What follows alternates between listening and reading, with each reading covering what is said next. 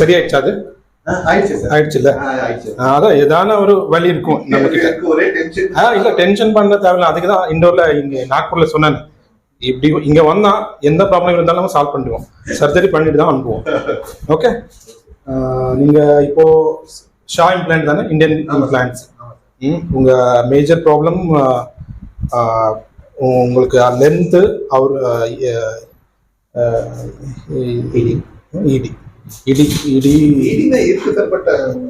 புரிஞ்சது நீங்க சொன்ன not sufficient to hold that time period உங்களுக்கு சாட்டிஸ்ஃபைங் இல்ல.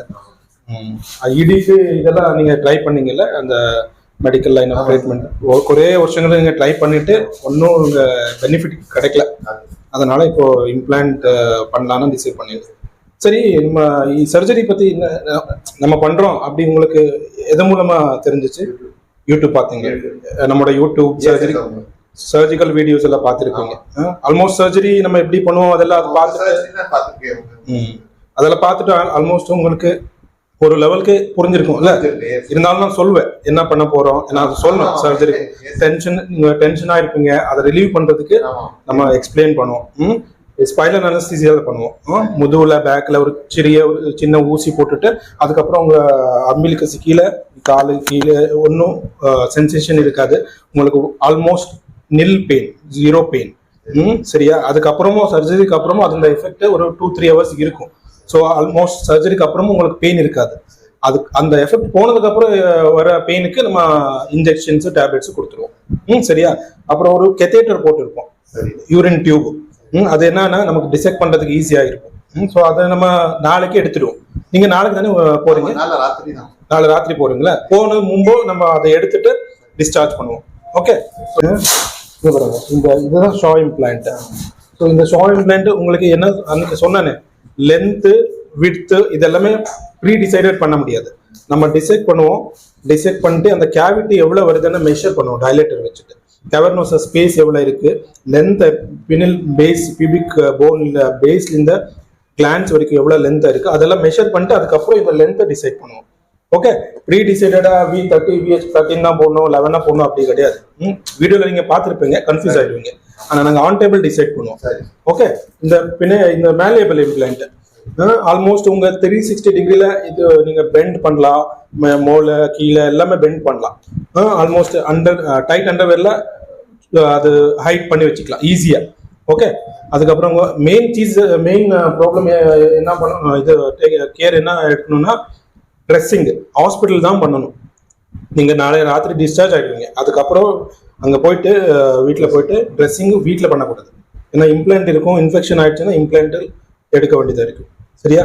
வீட்டில் பண்ணாமல் ஹாஸ்பிட்டலில் போயிட்டு கிளீனா ஒன் ஆல்டர்னேட் ட்ரெஸ்ஸிங் பண்ணணும். ஆல்டர்னேட் 2 வீக்ஸ்க்கு அப்புறம் அந்த ஃபியூச்சர் எடுத்துடும். நீங்க அன்னைக்கு கேட்டீங்க அப்சர்வபிள் ஃபியூச்சர் போடணும்னு. ஆனால் அதை போட்ட என்னன்னா இன்ஃபெக்ஷன் ரேட் அதிகம். ஏன்னா அது நம்ம நான் அப்சர்வபிள் போட்டானா எடுத்துடுவோம். அப்சர்வபிள்னா அப்சர்வ் ஆகி கீழே தான் அப்சர்வ் ஆக போகுது. இம்ப்ளான்ட் இருக்கும்ல, ஸோ இன்ஃபெக்ஷன் ரேட் அதிகமாக இருக்கும் அப்சர்வபிள் போட்டோம்னா. ஸோ அதனால அது போடுறது இல்லை. நான் அப்சர்வபிள் போடுவோம். அது 2 வீக்ஸ்க்கு அப்புறம் எடுத்துடும். அந்த மார்க்ஸ் ஒண்ணுமே இருக்காது, தெரியக்கூடாது. சர்ஜரி பண்ணிருக்கோம்னா தெரியவும் தெரியாது. ஓகே, அப்புறம் வேற என்ன டவுட்ஸ் இருக்கு உங்களுக்கு? எதனா கேட்கற இருந்தா இப்போ கேளுங்க. என்ன ஓகே, ட்ரெஸ்ஸிங் நாங்கள் எப்படி பண்ணணும், எந்த ஆயின்மெண்ட் யூஸ் பண்ணணும் அதெல்லாம் சொல்லி தருவோம். டிஸ்சார்ஜ் பண்ணி எழுதி கொடுப்போம். அதுக்கப்புறம் நீங்க அங்கே நான் இதில் போய் ஹாஸ்பிட்டல் போனீங்கன்னா எனக்கு கால் பண்ணீங்கன்னா நம்ம வீடியோ கால் எல்லாமே ஈஸியாக எப்படி பண்ணணும் அதெல்லாம் சொல்லி கொடுத்துருவோம். அதான் சொல்றேன். நிறைய பேர் இப்படி பண்ணுவாங்க. இந்த மாதிரி சர்ஜரி பண்ணிட்டு ஹாஸ்பிட்டல் போறதுக்கு ஒரு மாதிரி இருக்கும் இருக்கு. சரியா? எனக்கு தெரியும். அதனாலதான் இந்த பாயிண்ட் ப்ரெஸ்ஸே பண்றேன். புரியுதா? ஹாஸ்பிட்டலுக்கு போய் பண்ணா என்ன நினைப்பாங்களோ அப்படி யோசிப்பாங்க. தெரியுது உங்களுக்கு அவர் மைண்ட் வாய்ஸ் எனக்கு தெரியுது. அதனாலதான் சொல்றேன், ஸ்ட்ரெஸ் பண்ணி சொல்றேன், ஹாஸ்பிட்டல் தான் பண்ணணும். ஏன்னா நீங்க வலி இருக்கும்ல, சின்னதா கிளீன் பண்ணுவீங்க, கிளீனா நல்லா ப்ரெஸ் பண்ணி கிளீன் பண்ண மாட்டீங்க. கரெக்ட் தானே? ஸோ அதனால நம்ம தான் பண்றது அது சரியா இருக்காது. அதுதான் ஹாஸ்பிட்டல் போய் பண்றதுதான் கரெக்ட். ஓகே ஓகே, இப்போ ரிலாக்ஸ்டா இருக்க. ஆல்டர்னேட் இனிஷியல் ஒரு 5 days பண்ணுங்க. அதுக்கப்புறம் 2 days ஒன்ஸ் பண்ணலாம். 2 weeks வரைக்கும் ட்ரெஸ்ஸிங். ஓகே, இனிஷியலி நீங்க பெனிஸ் இம்ப்ளான்ட் போட்டதுக்கு அப்புறம் அப்டமன் வால்ல அப்படியே மேல அதை தூக்கி வச்சு டைட் அண்டர்வேர் போட்டுக்கணும். ஏன்னா எடிமா இருக்கும், எடிமெல்லாம் செட்டில் ஆயிடும். கொண்டு வந்திருக்கீங்களா? ஓகே. ஸ்கோட்டல் சப்போர்ட் மாதிரி வைக்கணும். அப்புறம் உங்களுக்கு லென்த்தனிங் கூட பண்றோம், அது மறந்துட்டேன்.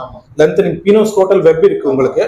ஸோ யூஸ்வலி பினியல் இம்ப்ளான்ட் பண்ணும்போது இந்த மாதிரி லென்த்தனிங் ப்ரொசீஜர் பண்ணுவோம். ஸோ உங்களுக்கு அது இது இருக்கு ஸ்கோட்டல் வெப், அது கூட ரிலீஸ் பண்ணிட்டு ஆல்மோஸ்ட் 1.5 சென்டிமீட்டர் லென்த் கிடைக்கும். ஓகே. ஆல்டர்னேட் டே ட்ரெஸ்ஸிங் பண்ணணும் 5 days. ஐ மீன் 5 dressings. அதுக்கப்புறம் ட்ரை ஆயிடும். நல்லா இது பண்ணீங்கன்னா நல்லா ட்ரெஸ்ஸிங் ஆயிடுச்சுன்னா நீங்க சொல்ல முடியலன்னா எங்களுக்கு ஃபோன் பண்ணுங்க, நம்ம டீம் இருக்கும், அவங்க கனெக்ட் பண்ணிக்குவாங்க. எப்படி பண்ணணும், எந்த ஆயின்மெண்ட் போடணும் அதெல்லாம் அவர் சொல்லி கொடுப்பாங்க. நீங்க ஒன்றும் டென்ஷன் அடிக்காது. இங்க ஹாஸ்பிட்டலுக்கு மட்டும் போறதுதான் உங்களுக்கு வேலை. அதுக்கப்புறம் அங்க ட்ரெஸ்ஸிங் எப்படி பண்றது, என்ன போடணும், எந்த ஆயின்மெண்ட் போடணும், எப்படி பண்றது அதெல்லாம் நம்ம சொல்லி கொடுக்குறோம். டிஸ்சார்ஜ் சம்மரி கொடுப்போம்ல, அதுலயும் இருக்கும். அதுலயும் இருக்கு. ஸோ நீங்க ஒன்றும் அதை பத்தி கவலைப்படாதீங்க. 5 ட்ரெஸ்ஸிங் மேக்ஸிமம். அதுக்கப்புறம் ட்ரை ஆயிடும். அதுக்கப்புறம் நாங்கள் நீங்க சொன்ன மாதிரி ஆயின்மெண்ட் தருவோம், வேற ஆயின்மெண்ட், அதை நீங்க வீட்டில் கூட போட்டுக்கலாம். ஓகே. 1 week குளிக்க கூடாது, நான் அதை நினைக்க கூடாது. 1 week ஓகே. ஏன்னா அது 1 week தான். அந்த ஃபர்ஸ்ட் 3-4 days அந்த ஃபியூச்சர் ஹீலிங் லைன் டைட் ஆயிடுச்சுன்னா அதுக்கப்புறம் தண்ணி உள்ள போகாது. ஸோ அதனால அது ட்ரையா வச்சுக்கணும். ஓகே. யூரின் போகும்போது டாய்லெட் போகும்போது கிளீனா வச்சுக்கணும். 2 weeks எடுத்து. ஓகே. வேற எதனா டவுட்ஸ் இருக்கா?